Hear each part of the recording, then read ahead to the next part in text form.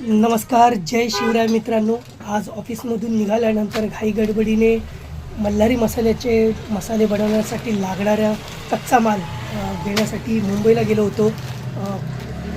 घाई गडबडीने ते आटपतं घेतलं आणि पनवेल स्टेशनला आल्यानंतर दोन मित्रांचं संभाषण चालू होतं.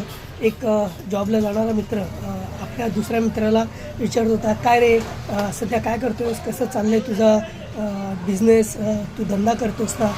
तर असं थोडंसं खोडकरप्रमाणे तो मित्र आपल्या समोरच्या मित्राला विचारत होता.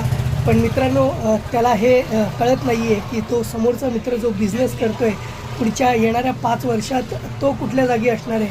आणि जो नोकरी करतो आहे, जो हसतो आहे आज, त्या मित्राला माझं एवढंच म्हणणं आहे की तुझी नोकरी, तुझं जे इन्क्रिमेंट आहे, तुझा पगार दरवर्षी 5 ते 10, 15, 20 टक्क्याने वाढणार आहे. पण तो तुझा मित्र जो आहे, जो बिझनेस करतो आहे, जो आता मेहनत करतो आहे, 5 वर्षाने तो तुझ्या पगाराच्या 10 पटीने कमवेल. तर मित्रांनो, असा आपल्या कोणत्याही रोजगार करणाऱ्या, बिझनेस करणाऱ्या मित्रावर हसू नका. तुम्हीसुद्धा बिझनेस करा, छोटे काणे काय होणार, पण आपल्या फ्युचरसाठी, आपल्या येणाऱ्या पिढीसाठी धंदा, रोजगार नक्की करा.